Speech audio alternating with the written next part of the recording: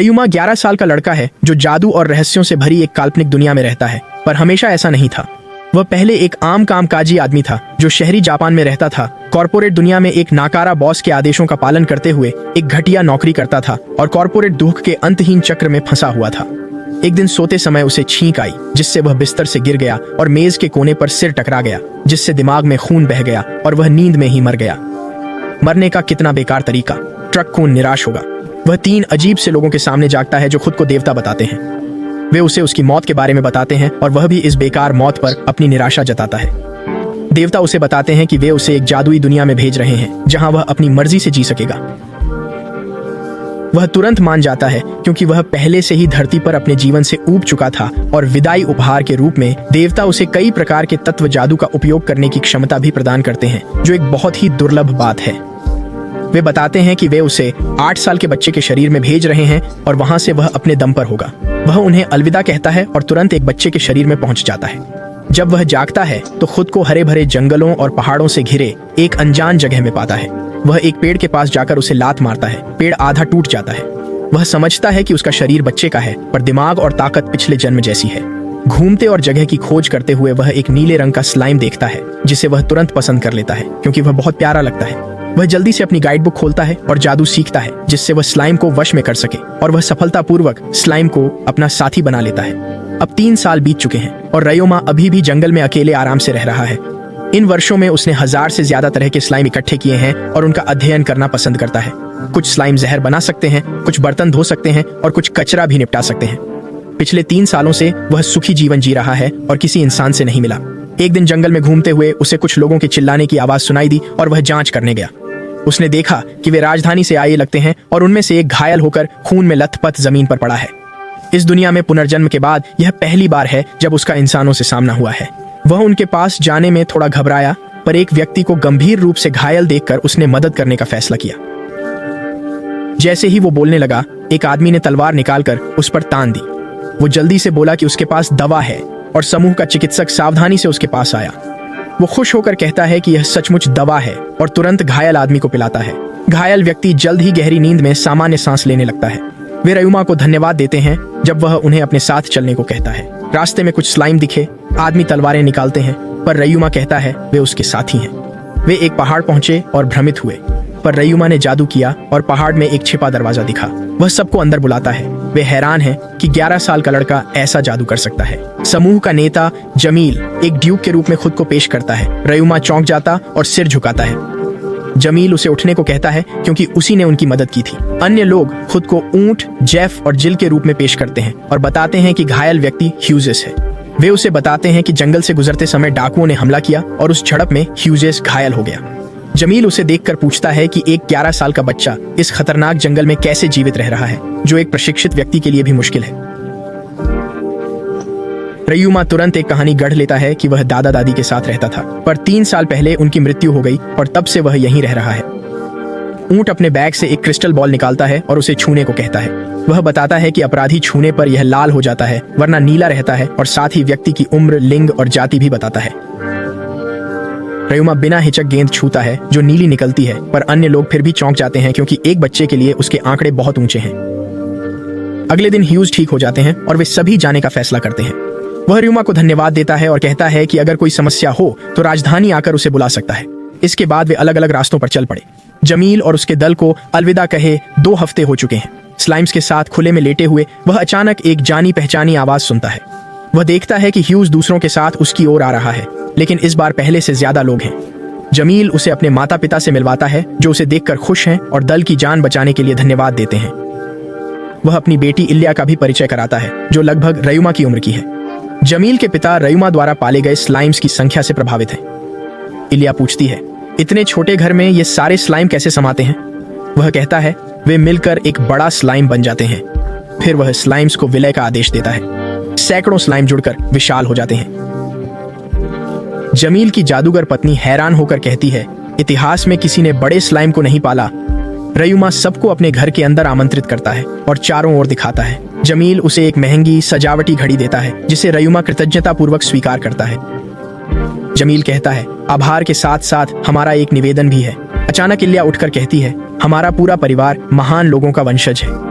जानवर को वश में करने वाली है और एक दिन उनके दल में शामिल होना चाहती है, पर उसने अपने जीवन में कभी भी एक भी जानवर को वश में नहीं किया है। जैसे ही उसने राउमा के बारे में सुना, वह उससे कीचड़ के बारे में और जानना चाहती थी। वह नोट करती है कि उसके पास कितने कीचड़ हैं और फिर बताती है कि 2 कीचड़ प्रजातियां हैं जिन्हें किसी भी किताब में मान्यता नहीं दी गई है।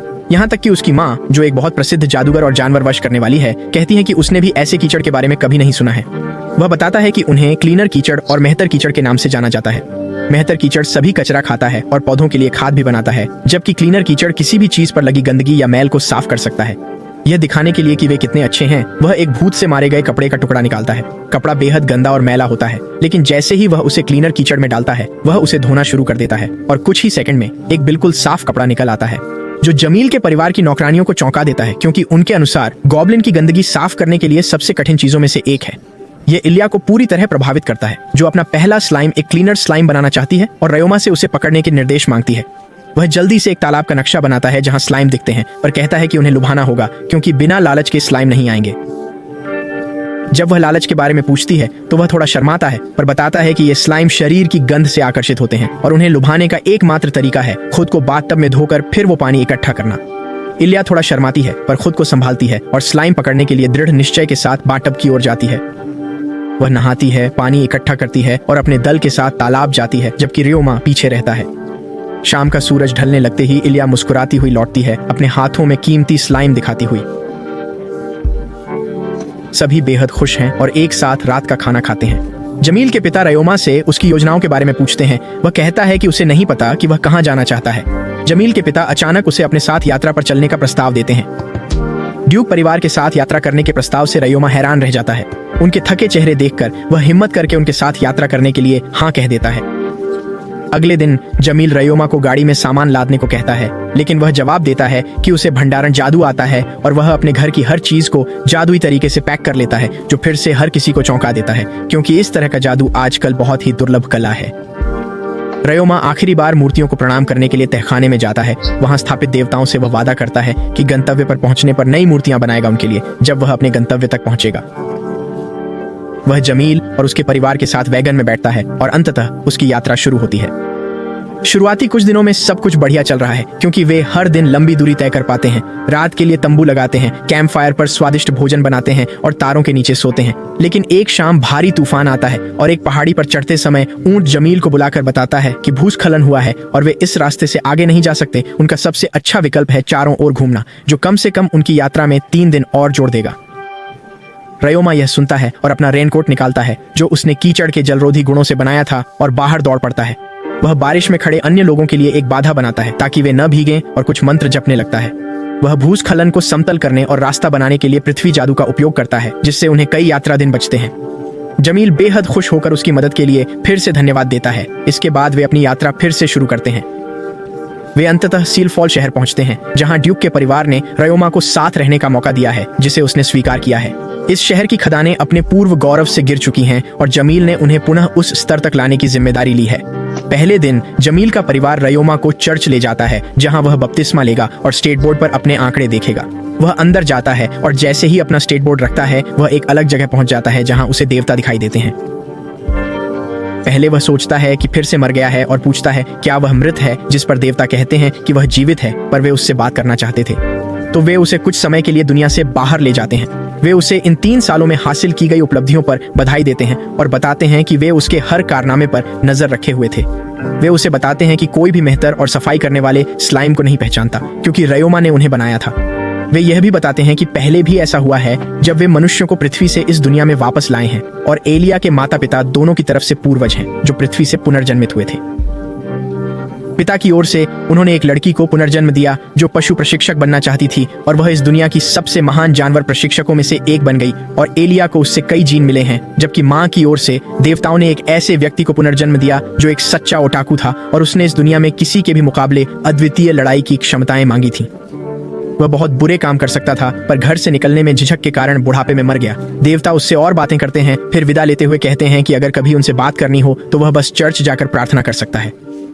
उनसे वह उनकी अंतर्दृष्टि और समर्थन के लिए धन्यवाद देता है, फिर अपनी दुनिया लौट जाता है। कमरे से निकलने पर ड्यूक का परिवार उसका स्वागत करता है और जोमेल के पिता सलाह देते हैं। वे कहते हैं कि उसकी उम्र के हिसाब से वह बहुत मजबूत और कुशल है, जिससे कई बुरे लोगों की नजर उस पर पड़ेगी और उसे अच्छे बुरे में फर्क करना होगा। यह उसका कर्तव्य होगा। बुरा और अच्छा खुद चुने। वो कहता है ताकत छिपाओ और गिल्ड में शामिल होकर रैंक बढ़ाओ। इलिया उसकी जादुई क्षमता और कौशल के बारे में पूछती है। वो बताता है उसकी क्षमता 168,000 है। राजकुमारी कहती है उसकी 200,000, जो रयोमा को चौंकाता है। वो कहती है कि जिनकी जादुई क्षमता बहुत ज्यादा होती है उन्हें अक्सर इसे नियंत्रित करने में दिक्कत होती है और उन्हें इसे संभालना सीखना पड़ता है, पर रयोमा इसे आसानी से इस्तेमाल कर लेता है। वे एक जानवर प्रशिक्षक के पास जाते हैं, पर वे रयोमा को लेने से मना करते हैं क्योंकि वो सिर्फ कीचड़ को वश में करता है। जेमेल रयोमा को हौसला देता है, कहता है कि उसमें एक साहसी के और भी गुण हैं। फिर वे एक साहसी गिल्ड में जाते हैं जहां उसे एक परीक्षण देना होता है। एक डरावना आदमी रयोमा की परीक्षा लेने आता है। वह उसे धनुष बाण देकर कहता है कि बिना चूके 5 निशाने लगाओ, और पीछे हट जाता है। रयोमा तीर निकालकर अद्भुत तेजी से चलाना शुरू करता है। वह हर निशाने पर सटीक वार करता है और हर लक्ष्य के बीचों बीच तीर मारने में कामयाब होता है। अगली परीक्षा में उसे एक साथ कई चलते लक्ष्यों को मारना है। इस बार 5 की जगह 50 निशाने होंगे। लक्ष्य मशीन से तेजी से निकलते हैं। सबको चौंकाते हुए वह और भी तेज गति से तीर चलाता है, एक भी निशाना नहीं चूकता।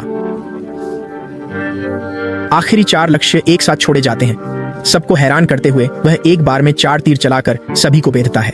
जैसे ही वह खत्म हुआ, उस आदमी ने उस पर चाकू फेंका जिसे वह पकड़कर वापस फेंक सका, फिर उस पर हमला करने के लिए कूदा। वह आदमी उसे रुकने को कहता है और बताता है कि यह उसकी जीवित रहने की प्रवृत्ति का परीक्षण था और वह पहला व्यक्ति है जो न सिर्फ हमले से बचा बल्कि पलटवार भी किया। वह खुलासा करता है कि वह इस गिल्ड का नेता है और रयोमा को बताता है कि उसे गिल्ड में स्वीकार कर लिया गया है और शुरुआती रैंक दिया गया है।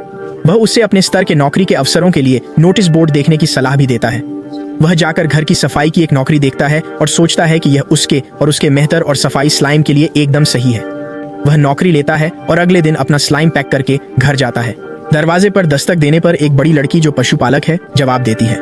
जैसे ही वह दरवाजा खोलती है, घर से बदबू आने लगती है। वह उसके हाथ पकड़कर रोने लगती है, नौकरी लेने के लिए धन्यवाद देती है, जिससे रयोमा को समस्या की गंभीरता का अंदाजा होता है। बिल्ली वाली महिला का नाम मिंगा है और वह रयोमा को बताती है कि उसका घर एक बड़े कूड़े के ढेर से सटा हुआ है और अचानक एक दिन दीवार गिर गई और भारी मात्रा में कचरा उसके तहखाने में आ गया। कचरे की मात्रा इतनी ज्यादा थी कि कोई काम करने को तैयार नहीं था और तब से वह दुखी जीवन जी रही है। वह रयोमा से समस्या की गंभीरता देखकर न जाने की विनती करती है और वह वादा करता है। वे घर के अंदर जाते हैं और रयोमा जमा हुए कचरे की मात्रा देखकर हैरान रह जाता है। वह फैसला करता है कि इस समस्या से निपटने का एकमात्र तरीका है शुरुआत से काम करना। वह उठता है, अपने स्लाइम को इकट्ठा करता है और पास के कचरे के ढेर में जाकर मलबे को साफ करने के लिए अपने स्कैवेंजर स्लाइम छोड़ देता है। कुछ देर बाद स्कैवेंजर स्लाइम अपना काम पूरा कर लेते हैं और वह क्लीनर का इस्तेमाल करता है। वह अपनी जादुई शक्तियों के साथ स्लाइम का इस्तेमाल करके दीवारों पर हर जगह को साफ करता है जब तक कि वे नई जैसी न दिखें, बिल्कुल नई जैसी। फिर वह माया के घर जाता है और अपने स्लाइम से कचरा साफ करता है, फिर कीटाणु रहित करके उसे चमकदार बना देता है। वह अपने भू जादू से दीवार के बड़े छेद को भी भर देता है, जिससे माया खुशी से फिर से रोने लगती है। वह काम पूरा होने का फॉर्म साइन करती है और कृतज्ञतावश एक बड़ी राशि भी जोड़ देती है। वह गिल्ड लौटकर इनाम लेता है, पर जाने से पहले गिल्ड मास्टर उसे अपने कमरे में बुलाता है और वे बैठ जाते हैं। वह माया के यहाँ किए गए काम के लिए उसका शुक्रिया अदा करता है और एक मदद मांगता है। वह बताता है कि पास के सार्वजनिक शौचालय लंबे समय से गंदे हैं और कोई उन्हें साफ करने को तैयार नहीं है। वह सोचता है कि रायोमा ही इससे निपट सकता है, इसलिए वह मान जाता है। वह अपने मैला ढोने वालों और सफाई स्लाइम को फिर काम पर ले जाता है और बड़े सामुदायिक शौचालय में जाने से पहले सुरक्षा कपड़े पहनता है। जैसे ही दरवाजा खुलता है, सड़ते पदार्थ से भारी मात्रा में गैस निकलने लगती है, पर वह हिम्मत करके अंदर चला जाता है। वह इस स्थिति की गंभीरता से पूरी तरह हैरान रह जाता है और तुरंत काम शुरू कर देता है। खुशकिस्मती से माया के यहाँ इतना खाना मिलने से मैला ढोने वाले स्लाइम तेजी से बढ़े और कई गुना हो गए, जिससे काम तेज हुआ। पर फिर भी 30 शौचालयों में से एक को साफ करने में बहुत समय लगा। जब तक वह शौचालय को कीटाणु रहित करता, उसने देखा कि एक जानलेवा जहर रिस रहा था और वह जल्दी से बाहर निकल गया। वह ड्यूक के परिवार और गिल्ड मास्टर के साथ बैठक बुलाता है और उन्हें स्थिति के बारे में बताता है। वे इस खबर से स्तब्ध रह जाते हैं और योजना नहीं बना पाते, क्योंकि उनके पास शौचालय साफ करने के लिए पर्याप्त लोग नहीं हैं, खासकर कोई ऐसा व्यक्ति जो वाकई जहरीले शौचालय में जाने को तैयार हो। रोमा उन्हें बताता है कि उसे किसी की जरूरत नहीं, वही अकेला अंदर जाएगा, क्योंकि उसके पास काफी प्रतिरोधक शक्ति है। ड्यूक का परिवार उसे जाने से रोकता है, पर कोई चारा न देख अंत में मान जाते हैं। वह कुछ साहसिकों को बुलाकर शौचालय के आसपास तैनात करने को कहता है। अगले दिन वह अंदर जाकर सफाई शुरू करता है। रात में बाहर आकर दवा पीता है, फिर काम पर लौट जाता है। सुबह तक वह काम पूरा कर लेता है और मियाँ उसका स्वागत करती है। जो साहसियों में से एक था, बाहर तैनात था। सभी उसे उत्कृष्ट कार्य पर बधाई देते हैं और वह घर जाता है। उसे याद है, पिछले जीवन में भी देर रात तक काम करना सामान्य था। उसकी माँ हमेशा जागकर उसका इंतजार करती थी। वह दुखी होता है, माँ की मृत्यु के बाद खाली घर और अकेलेपन को याद कर घर में प्रवेश करता है। इस बार डुकुमाइल परिवार का स्वागत पाकर भावुक हो जाता है। जेमुएल की पत्नी सांत्वना देती है।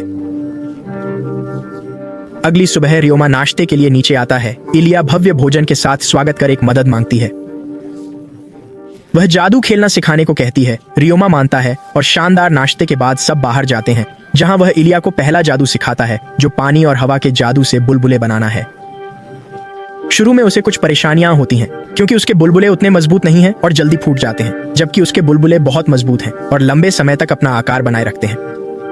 रियोमा उसे पानी के जादू से विभिन्न आकार बनाना भी सिखाता है, और जब वह इससे खेल रही होती है तो वह ऊंट से कुछ आक्रामक जादू सिखाने का अनुरोध करता है, क्योंकि अभी उसमें वे क्षमताएं नहीं हैं।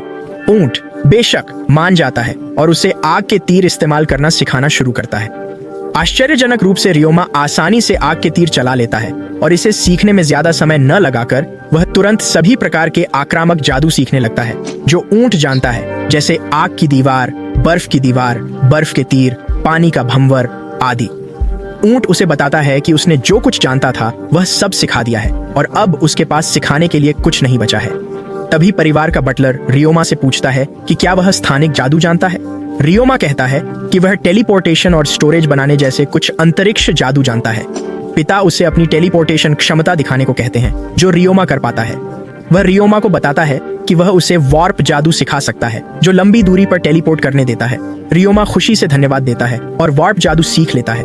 बाद में वह रियोमा को ऑक्सीजन वाला आयामी भंडार बनाना भी सिखाता है, जिससे वह न सिर्फ सामान बल्कि जीवित प्राणी भी ले जा सकता है। रियोमा को यह जादू सीखने में पूरा दिन लग जाता है, लेकिन सूरज डूबने तक वह सफलतापूर्वक आयामी भंडार जादू कर पाता है और अब उसके पास अपने सभी स्लाइम्स को आसानी से ले जाने की क्षमता है। अगले दिन वे सब शहर की लोहे की खानों पर जाते हैं। रियोमा, एलिया और तोराज खान में घुसकर वहां के राक्षसों से निपटने जाते हैं। शाफ्ट से गुजरते हुए उन्हें एक विशाल गुफा मंटिस रोकता है। यह मजबूत नहीं पर तेजी से बढ़ सकता है, जिससे बड़ी संख्या में ये खतरनाक हो सकते हैं। बाकी लोग एलिया को अकेले इस गुफा मंटिस से निपटने देते हैं। मंटिस उसकी ओर बढ़ता है और वह बर्फ का तीर चलाती है, पर निशाना चूक जाती है। मंटिस उस पर दौड़ता है, पर हमले से पहले ही एलिया दूसरे बर्फ के तीर से उसे मार गिराती है। रियोमा अपने मेहतर कीचड़ से शव साफ करता है और वे आगे बढ़ते हैं। अचानक उन्हें गुफा मंटिस का एक समूह मिलता है और इस बार रियोमा उनसे निपटने का फैसला करता है। रियोमा उनकी ओर दौड़ता है, खंजर निकालता है, जादू से खुद को मजबूत करता है और मंटिस पर कूदकर एक एक करके उन्हें मारता है। वह कीचड़ से सफाई शुरू करता है जब एलिया दूर कुछ देखकर उस ओर दौड़ पड़ती है। यह एक धातु स्लाइम निकला, जिसे वह पकड़कर रियोमा को जादू सिखाने के उपहार के रूप में देती है। रियोमा उपहार से बेहद खुश होता है और वे शाफ्ट के बाकी राक्षसों को मारकर बाहर निकलते हैं। स्लाइम की जांच करते समय रियोमा को एक विचार आता है और वह जादू से मिट्टी से लोहा निकालकर इंगट बनाता है। इससे ड्यूक चकित होता है और वह रियोमा को एक व्यापारी के पास ले जाता है, जहां वह अपनी कारीगरी दिखाता है। व्यापारी तुरंत रियोमा के उत्पाद बेचने को तैयार हो जाता है और जेमेल उसे भरोसा दिलाता है कि व्यापारी ईमानदार है। अगले दिन गिल्ड मास्टर साहसिकों को बुलाकर बताता है कि उन्हें एक और राक्षस ग्रस्त खदान शाफ्ट साफ करना है। अगले दिन साहसी लोग उसे घर से गाड़ी में ले जाते हैं और एक परित्यक्त खदान शाफ्ट पर पहुंचाते हैं, जहां गिल्ड मास्टर उनका इंतजार कर रहा था। वह उन्हें बताता है कि शाफ्ट के अंदर वे गुफा मंटिस, चूहों और गुफा चमगादड़ों से निपटेंगे। अकेले वे खतरनाक नहीं, लेकिन बड़े समूह में वे बड़ी मुसीबत बन सकते हैं। साहसी अंदर जाते हैं और तय करते हैं कि जमीनी राक्षसों से बाकी लोग निपटेंगे, जबकि उड़ने वाले राक्षसों से रियोमा निपटेगा, क्योंकि वह समूह में एकमात्र आक्रामक जादू जानने वाला है।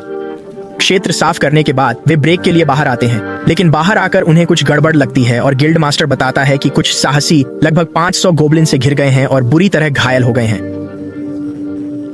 वह सबको बताता है कि वे उन्हें बचाने और गोब्लिन को हराने जाएंगे। वे सभी काल कोठरी में प्रवेश करते हैं, लेकिन सबको आश्चर्य होता है कि गोब्लिन्स की संख्या का अनुमान गलत था।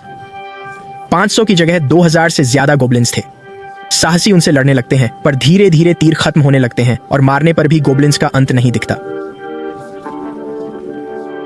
रियोमा सभी साहसियों को ध्वनिरोधी बाधा में कवर करता है और स्लाइम्स को निकालने से पहले ध्वनि विस्फोट करता है। स्लाइम्स सभी गोब्लिन्स पर हमला करके उन्हें हरा देते हैं। जश्न मनाने से पहले ही गोब्लिन्स का कमांडर और कुछ हॉब गोब्लिन्स गुफा से निकल आते हैं, लेकिन रियोमा अपने स्लाइम्स और साहसियों के साथ किसी को मरने दिए बिना सभी गोब्लिन्स को हरा देता है। अंत में सब मर चुके थे। हर कोई गॉब्लिन गंदगी से ढका है, पर उसके क्लीनर स्लाइम की मदद से क्वेस्ट खत्म करके घर लौटने से पहले सब साफ हो जाते हैं। वापस आकर वह ड्यूक के परिवार से मिलता है और सबको चौंकाते हुए कहता है कि अब वह अपना रास्ता खुद चुनेगा और उनकी मदद के लिए धन्यवाद देता है। वह बताता है कि अब तक वह हमेशा उन सब की मदद लेता रहा है और खुद से कुछ नहीं किया है। वह इस शहर तक सिर्फ इसलिए पहुंच पाया क्योंकि ड्यूक के परिवार ने उसे रहने का न्योता दिया था। फिर उन्होंने ही उसे बपतिस्मा लेने में मदद की और उसके बाद उसे बीस्ट टेमिंग गिल्ड और फिर एडवेंचरर्स गिल्ड में ले गए। वे ही थे जो उसे अपने यहाँ रख रहे थे, खाना दे रहे थे और उसे आक्रामक और स्थानिक जादू भी सिखा रहे थे। उन्होंने ही उसे व्यापारी से मिलवाया ताकि वह अपना कारोबार शुरू कर सके। ड्यूक के परिवार से इतनी सारी मदद मिली। जब वे बदले में कुछ नहीं चाहते तो उसे लगता है कि सब उसे बिगाड़ रहे हैं। अगर ऐसा चलता रहा तो वह खुद से दूर हो सकता है। जुमो उसे देखकर कहता है कि उसे पहले से आभास था कि एक दिन वह ऐसा कह सकता है। फिर भी इलिया और उसकी माँ दोनों इस खबर से बहुत दुखी थे और उसे रोकने की कोशिश की, लेकिन रयोमा अड्डा रहा, कहते हुए कि उसे यह किसी भी कीमत पर करना है और जुमो ने उसका समर्थन किया। जुमो ने कहा कि यह उसके व्यक्तिगत विकास के लिए अच्छा है। ड्यूक ने कुछ शर्तें रखी। पहली, वह हर कुछ महीनों में उनसे मिलेगा ताकि वे जान सकें कि वह ठीक है। वह हर हफ्ते अपने कारनामों और घटनाओं के बारे में पत्र भेजेगा और जब भी शहर आएगा उनके साथ रहेगा। वह सब मान लेता है, लेकिन इलिया एक अंतिम अनुरोध के साथ उसके पास आती है। वह उससे 3 साल में मिलने को कहती है, जब उसे स्कूल से बड़ी छुट्टी मिलेगी और फिर 6 साल बाद जब वह स्नातक होगी। वह मान जाता है और उसे विभिन्न राक्षसों के बारे में बताया जाता है जिनके बारे में वह नहीं जानता क्योंकि वह कभी जंगल से बाहर नहीं गया। वे उसे एक विशेष पक्षी के बारे में भी बताते हैं जिसका हर जगह प्रजनन मौसम होता है और जिसे पालना बहुत मुश्किल माना जाता है। इसके पंख बहुमूल्य होते हैं और आर्थिक मूल्य के अलावा आकाश में भरने पर वे देखने में बेहद सुंदर लगते हैं। रयोमा प्रजनन मौसम में वापस आने का वादा करता है ताकि वह सबके साथ इस घटना को देख सके।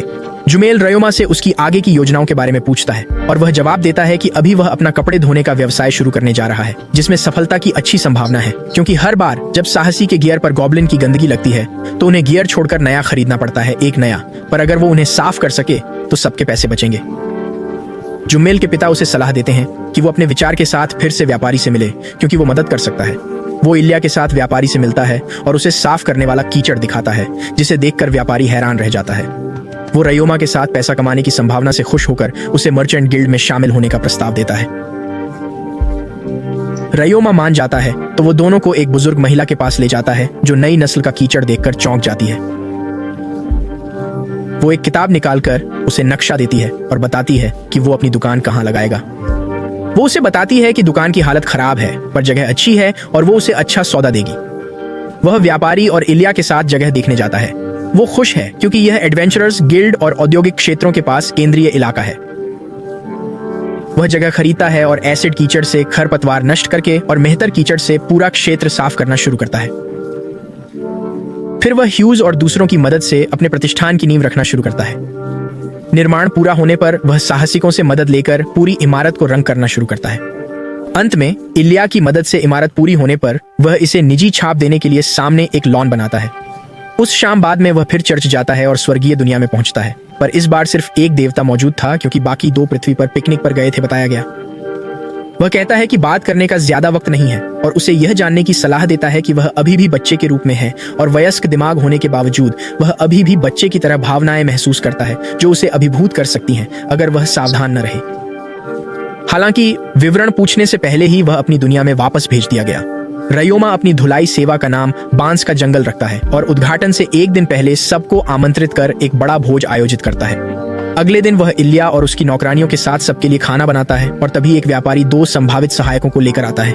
सहायक एक जोड़ी जुड़वा बच्चे निकलते हैं। वे रयोमा को लेकर संशय में हैं क्योंकि वह सिर्फ 11 साल का है और पहले से ही व्यवसाय चला रहा है। वह उन्हें इमारत दिखाता है और बताता है कि सब कुछ कैसे काम करता है। वह उन्हें बताता है कि ग्राहकों को बोरे देने हैं जिनमें वे अपने कपड़े डालकर धुलाई के लिए दे सकें। बोरियों को पीछे के कमरे में पहुंचाना है जो सफाई कर्मी और कीचड़ से भरा है जो तुरंत कपड़ों की गंदगी साफ करते हैं, और उन्हें धातु के कीचड़ को भेजते हैं जो सभी सिलवटें मिटाकर कपड़ों को ऐसा कड़क बनाता है जैसे उन्हें इस्त्री किया गया हो। वह बताता है कि इस धुलाई में पानी नहीं लगता क्योंकि कीचड़ गंदगी खा जाते हैं, इसलिए कपड़े सुखाने की जरूरत नहीं पड़ती। फिर वह उनसे दावत में मदद मांगता है क्योंकि मेहमान आ गए हैं। उसके सभी परिचित दावत में आते हैं और जुड़वा हैरान है कि ये लोग रयोमा पर कितना भरोसा करते हैं। दावत के बाद रयोमा उन्हें रहने की जगह दिखाता है और पूछता है कि क्या वे उसके साथ काम करना चाहेंगे। वे कहते हैं कि पहले वे अनिश्चित थे पर अब उन्हें लगता है कि उससे बहुत कुछ सीखना है और वे उसके लिए काम करना चाहेंगे। भव्य उद्घाटन का दिन आता है पर रयोमा ज्यादा आशावादी नहीं है क्योंकि वह थोड़ा चिंतित है।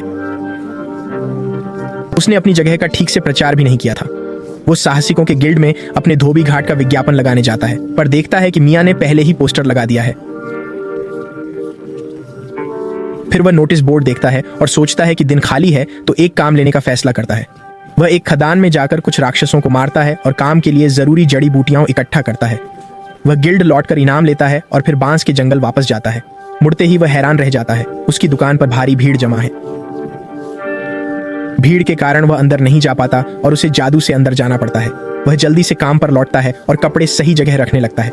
दिन खत्म होने पर वह हैरान है कि इतने लोग आए और जुड़वां बच्चों को आराम का वक्त नहीं मिला। वह फैसला करता है कि वह जल्द से जल्द अधिक श्रमिकों को काम पर रखेगा और अगले दिन वह बूढ़ी औरत से मिलने जाता है, मर्चेंट गिल्ड से, और उससे अधिक श्रमिकों को पाने के सुझाव मांगता है। बांस के जंगल में अगला दिन पहले से भी बेहतर था। ग्राहक और भी अधिक संख्या में आए और वे उसकी सफाई सेवा से बहुत संतुष्ट लग रहे थे। उसने महसूस किया कि अगर व्यवसाय इसी तरह बढ़ता रहा तो उसे और भी कई लोगों को नौकरी देनी होगी। इसलिए वह संभावित कर्मचारियों से मिलने के लिए गिल्ड वापस जाता है। वह कमरे में प्रवेश करता है जो नौकरी चाहने वालों से भरा है, पर रायोमा को देखकर वे सब चौंक जाते हैं। रायोमा समझ गया कि कोई 11 साल के बच्चे के अधीन काम नहीं करना चाहेगा, चाहे वह कितना भी सफल हो। साथ ही वह बताता है कि उसके यहाँ काम करने वालों को स्लाइम्स के साथ भी काम करना होगा, जिन्हें अन्य कर्मचारियों की तरह माना जाएगा। उसके बाद उसने कहा कि जो काम नहीं करना चाहते वे जा सकते हैं। जैसे ही उसने यह कहा, एक युवा लड़की और एक बूढ़े आदमी को छोड़कर सभी चले गए। उसने पूछा, क्या उन्हें काम करने में कोई समस्या है? उन्होंने कहा नहीं।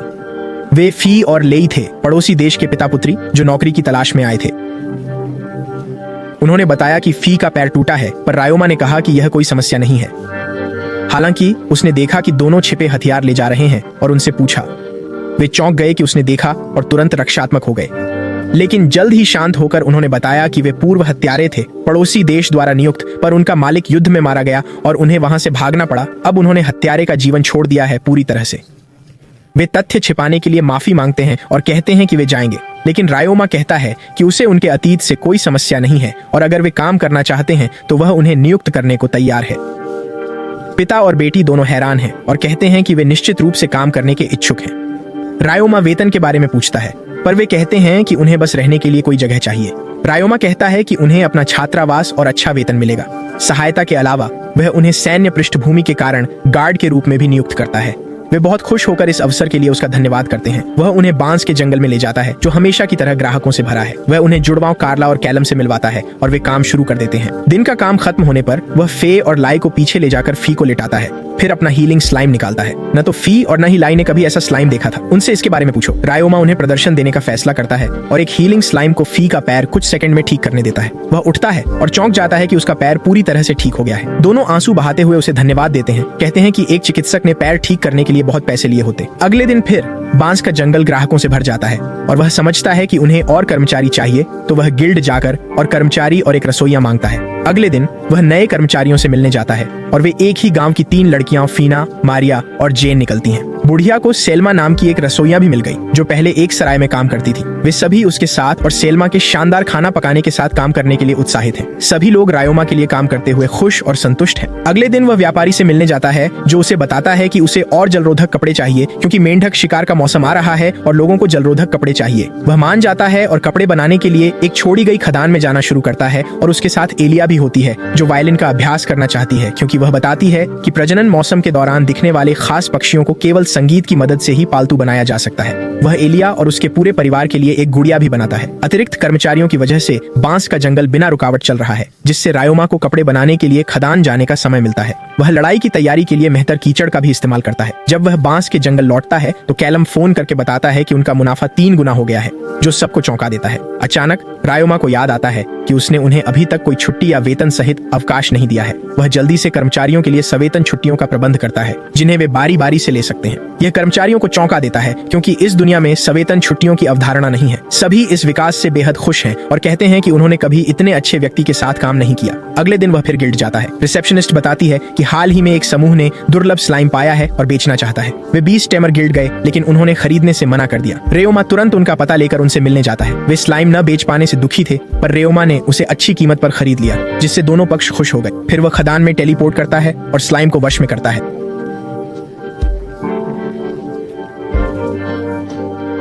दुर्लभ कीचड़ जो रक्त चूसने वाला खूनी कीचड़ निकला। वह इलिया से फिर मिलता है, जो उसे अगले दिन साथ चलने को कहती है क्योंकि वह परिवार से जादू सीखने जा रही है। रयोमा ड्यूक परिवार के साथ जाता है और जानवरों को वश में करने का रोचक सबक सीखता है। उसे पता चलता है कि जेमेल की पत्नी एक उत्कृष्ट टेमर है और उसने 100 से ज्यादा खतरनाक भेड़िया जानवरों को पाला है, और जेमेल के पिता इससे भी ज्यादा प्रभावशाली हैं क्योंकि उनके पास करीब 20 पालतू ड्रैगन हैं।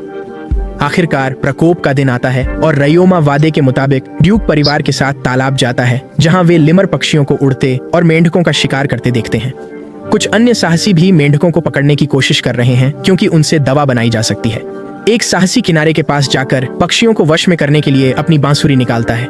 वह उनके लिए एक धुन बजाता है, लेकिन पक्षियों पर कोई असर नहीं होता। उस गीत से क्रोधित होकर वह तलवार निकालता है और एक पक्षी को वश में करने की कोशिश करता है, लेकिन पक्षी हवा के जादू से उस पर हमला करने लगते हैं। वह सीधे ड्यूक के परिवार की ओर दौड़ता है और पानी में गिर जाता है। सौभाग्य से ऊंट और रयोमा दोनों अपनी मिट्टी की दीवार के जादू से उसकी जान बचाते हैं। अचानक पक्षियों में से एक तेज आवाज निकलती है जो सभी को प्रभावित करती है, लेकिन रयोमा अपने उत्कृष्ट आंकड़ों के कारण ठीक रहता है। वह पक्षी का पता लगाता है, आवाज रोकता है और अपने मौन जादू से झुंड को भगा देता है। अन्य लोग घायलों की मदद करते हैं। जेमेल के पिता बताते हैं कि वह दुर्लभ लाइमर पक्षी था जिसने वह आवाज निकाली थी। रयोमा और अन्य लोग पक्षियों के लौटने का इंतजार करते हैं, लेकिन सूर्यास्त का समय नजदीक आ रहा है। जैसे ही उन्होंने सोचा कि पक्षी नहीं आएंगे और जाने का फैसला किया, अचानक झुंड फिर से आया और पानी में बैठ गया। जब एलिया ने वायलिन निकाला और सुंदर धुन बजाई, सब शांत हो गए। कुछ देर बाद आश्चर्यजनक रूप से पक्षी उसके संगीत के साथ गाने लगे।